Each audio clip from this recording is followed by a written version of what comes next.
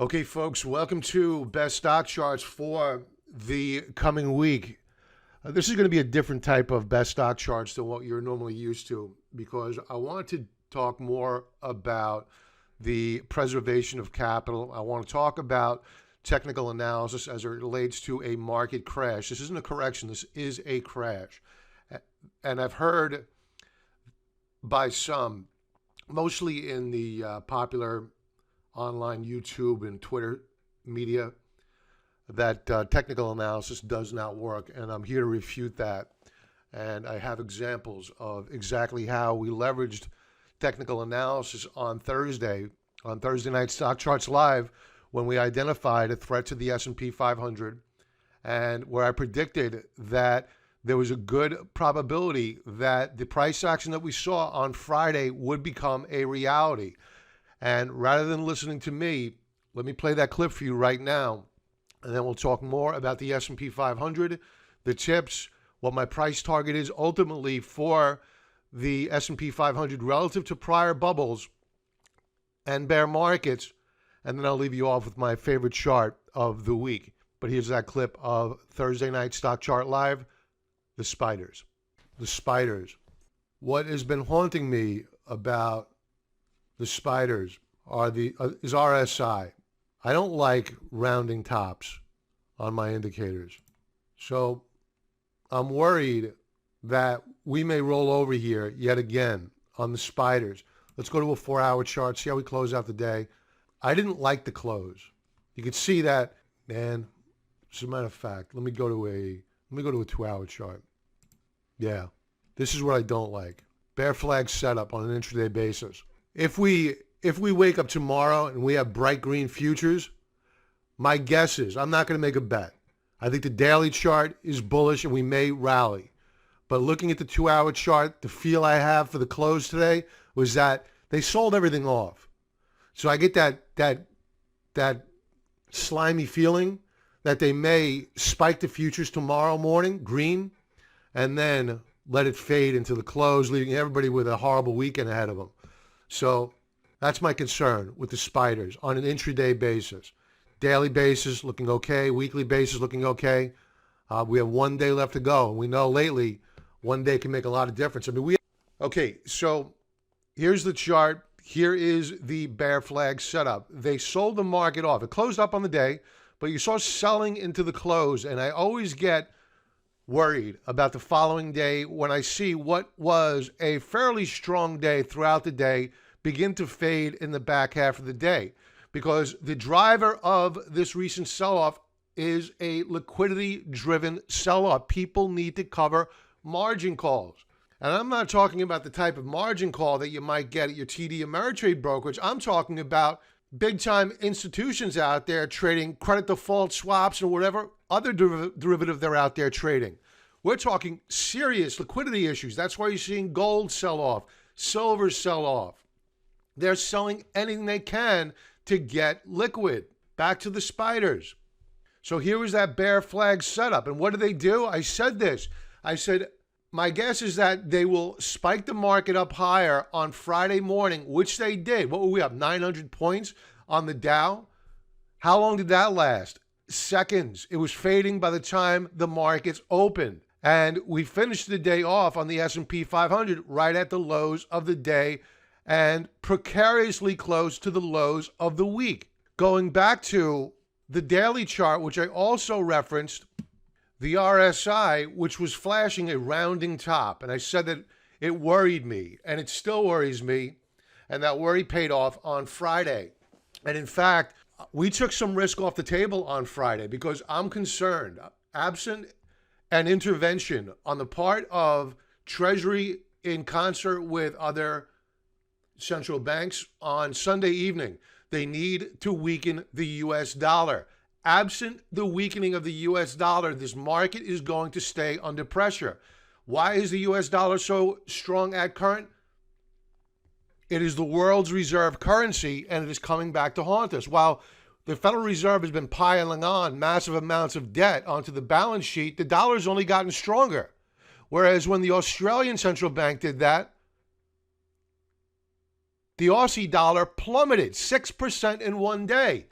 So the value of being the world's reserve currency is that you could take on crazy, fanatical debt expansion policies during a time of crisis. But unfortunately, this crisis is going to fade one day, and we're going to be left, as Jeremy Irons said in, I forget what the name of the movie is, but with the biggest bag of odorous excrement that the world has ever created. And the US dollar is going to tank, but now is not the time for that to happen.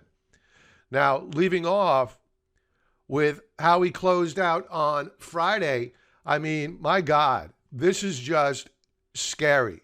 So, as I was saying earlier, that absent an intervention on the part of the central banks and Treasury on Sunday evening, a coordinated measure in an effort to weaken the US dollar, you're going to see a break in the S&P 500 to new lows in all probability next week.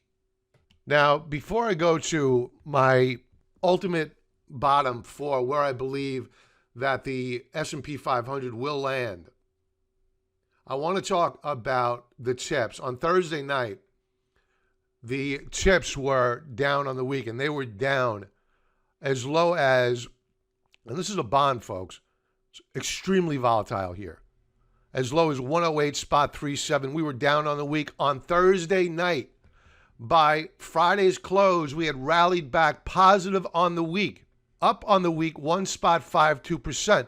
This is a bullish reversal bar. And as I mentioned on Thursday night Stock Charts Live, and I keep mentioning it, that we are in a temporary deflationary cycle. And that ultimately, given the lack of production and the amount of continued stimulus, we are going to see a chase for too few goods with plenty of capital out there. So at the consumer level, I'm expecting inflation in the fairly short term, and it's being reflected at current on the chips, the Treasury inflation protected securities. As a matter of fact, here's what I had to say on Thursday night about the tips. All right, the chips, I'm waiting for a recovery in the chips. What you're seeing right now in this market is deflation. You're seeing it across the commodity spectrum. The dollar is certainly help with deflation. At some point in time, though, the impact on the economy is going to hit very, very hard because we're not producing goods. And those goods that remain are going to demand a higher price. And when the Federal Reserve continues to print more money and make money very, very cheap, you have a lot of money chasing too few goods. That's inflation, okay? And you're going to see inflation begin to heat up fairly soon. So get ready, folks. This is probably a temporary bout of deflation. So what a difference a day makes, right? So this is let's go to a daily chart now. Daily chart, look at this move on Friday alone, folks. Granted, we have a lot of overhead supply here. We were up over 4%, nearly 4.5% on the day. That is amazing price action. So this is the market telling you, we were concerned about getting liquid and worried about deflation until here, the 19th. And all of a sudden, the concern about inflation began to come back into focus yet again. Now, am I predicting a move back up to all-time highs this month? No. All I'm pointing out is that I believe that in all probability, we have a bottom in on the chips, and you'll probably see consolidation and the gaining of momentum in the coming weeks and months as inflation rears its ugly head. Now, going to the chart of the S&P 500 and where I believe that we are ultimately going to land. Let's go back in time through a bear market that began here. This is the Arab oil embargo, Q1. This is a quarterly chart. Q1, 1973. The S&P 500 hit a high of 121.74.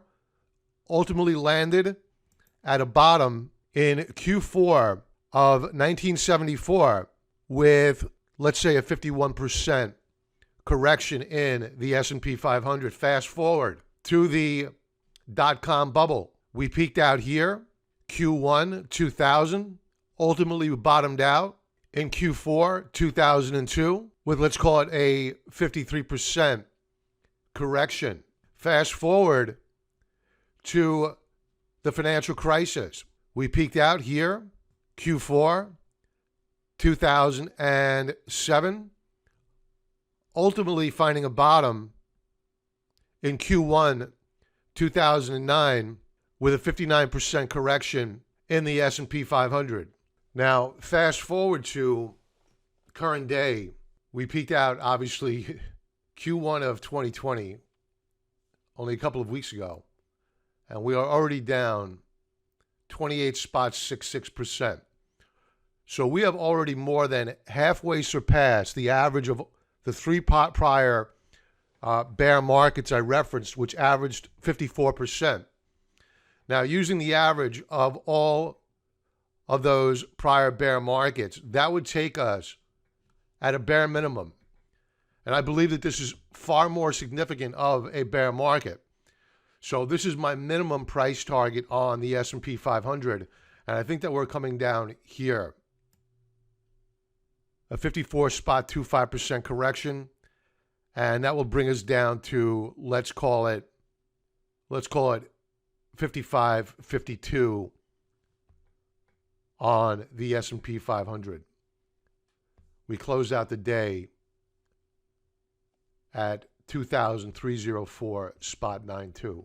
So we have a long way to go. Will there be counter trend rallies, folks? Absolutely. But those rallies are to be faded.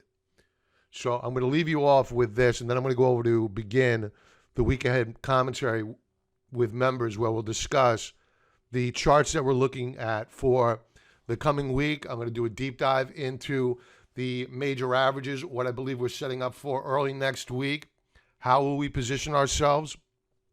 And that'll be coming out to members either late today, which is Saturday, or early tomorrow, being Sunday. I'm going to leave you off with my chart of the week. And this is really just to illustrate a point I'm trying to drive home to everyone, because the key to this game are your capital reserves, folks. And without them, you can't play. So my chart of the week is the U.S. dollar. Cash is king. It's overbought, no doubt about it. Might we get a coordinated measure on the part of other central banks to bring the dollar down a bit? The president would love for that. That would be Christmas in March to him if he was able to get that. But absent some sort of a coordinated move by the central banks to rein in the value of the dollar, I predict that this sell-off is going to continue into next week. If we do get that coordinated move on the part of the central banks and it works, we may hold the support level, rally, and then we'll be looking to fade that rally and look to get short of the market on any rally, because I do not believe it's going to hold. I believe that we are the early stages of this correction. Members, I'll talk to you on the week ahead commentary. And if you're not currently a member, join us tomorrow night, Sunday evening, for Sunday Night Futures Live. We'll watch the opening futures action. If you're not on our email list, I send out a 15-minute alert when we go prior to us going live. Use that link down in the description area below. Enter your email address. We hate spam too. Subscribe to my channel, please. Support the channel if you would. And for those that support the channel and or who are members, I will review your symbols tomorrow night on Sunday Night Futures Live. I'll see you then. Everybody enjoy the remainder of your weekend and be well.